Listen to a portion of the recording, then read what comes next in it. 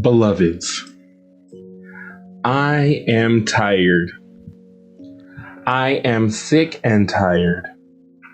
Tired of being sick of racism, sick of COVID, sick of these people not wearing masks, sick of folks willing to imbibe Clorox before taking a potentially life-saving shot.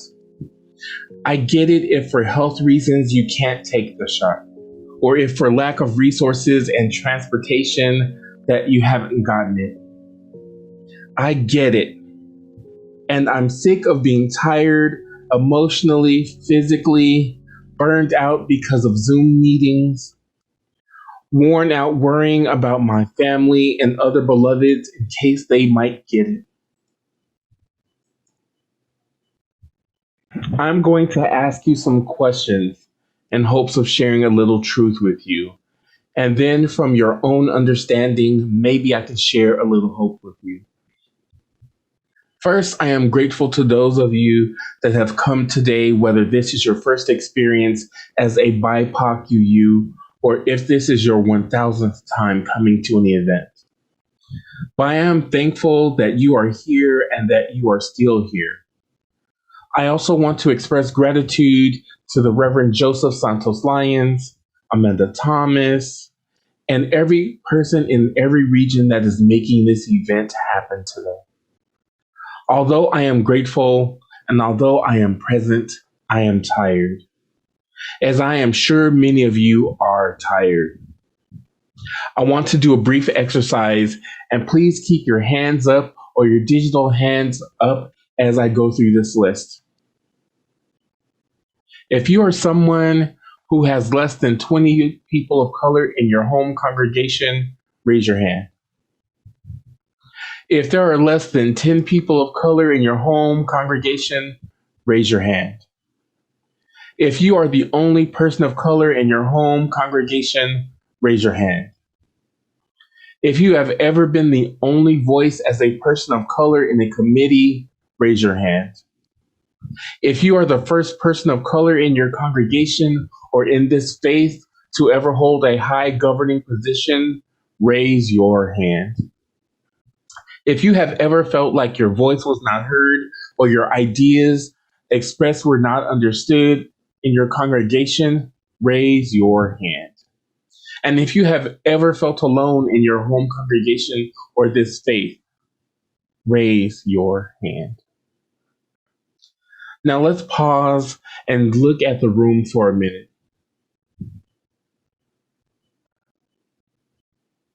You all may lower your real or digital hands. I have been a Unitarian Universalist for 13 years, and although that is not a long time, that's also not a short time. I have witnessed the good and the bad that our faith can offer, and I have been left with one question which I pose to you today. What if we said no? You may be asking, what no am I talking about? Am I talking about the no that you tell a beloved when you are just too tired and can't make dinner? Am I talking about the no that a caregiver tells a child when the child is asking for more of a treat? Am I talking about the no that you tell telemarketers when they call or when they approach you? No. I am talking about the sacred no.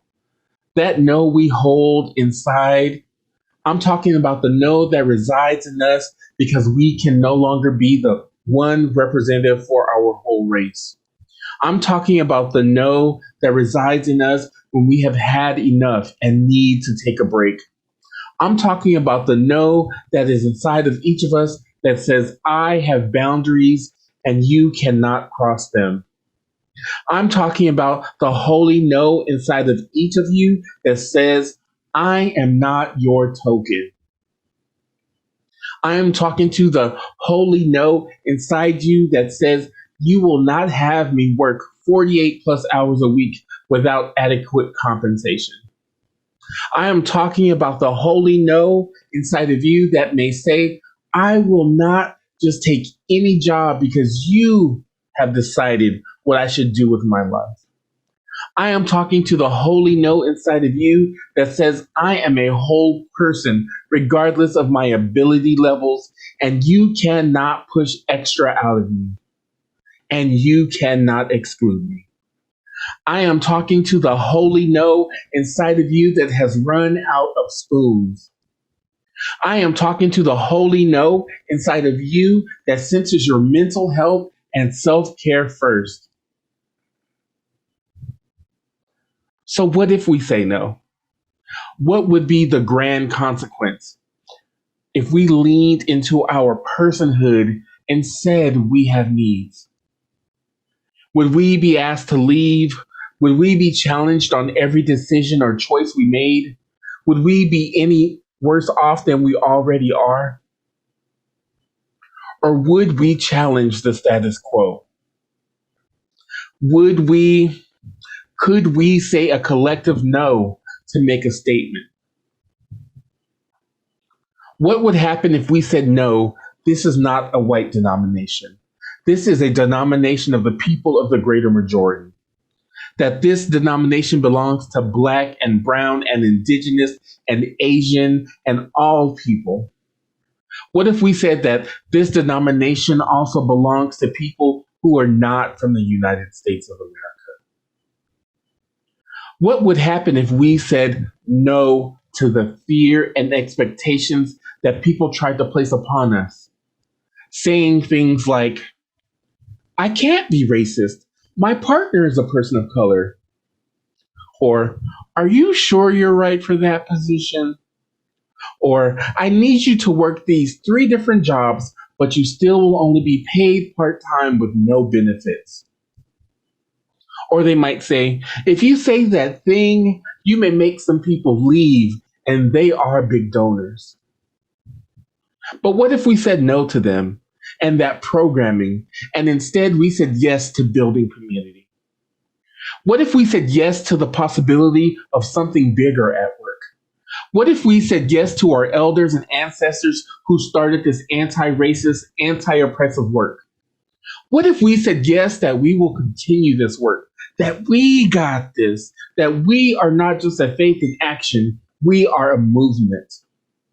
What if we took up the mantle and started to create the communities we need to spiritually sustain us? What if we took the mantle up and said, we are the ones we have been looking for, the ones we have been waiting for? What if we said that building a true beloved community was like building a communal table where we are a part of the planning of that table? What if we took the time to gather in spaces like today where we can honor one another, we can teach one another, we can love on one another? In spaces where we can communicate on our own terms, in our own languages. And I don't say this to exclude anyone. I say this to model what the possibility of a true beloved community can be. What if we said yes to the possibility that each and every one of us are exceptional people and we are all qualified for whatever endeavors we apply to? What if we leaned in and encouraged our siblings in this faith to pursue those high offices in local and regional levels? What if we mobilize behind one another, supporting and showing the movement that can happen like in Georgia? What if we helped people show up? If you don't have a car, let me give you a ride. If you do not have enough food, let me get you a plate. If you don't have a place to stay, I got space on my couch. If you are disabled and need assistance, then let me ask, how may we help you? What if we were in that world of a heart-focused community? What if we were those people? What if we were the possibility of something that has been blocked for so long, caught in the gaze of white supremacy culture, and now we are about to get free? Before I leave you, I wanted to share 2 last thoughts to ponder on. First, what if we said no before we ever said yes? And second, in the words of Marjorie Bowens Wheatley, if recognizing the interdependence of all life, we strive to build community, the strength we gather will be our salvation. And so I say to you, friends, may we be the gift that is our own salvation. Blessed be, beloved.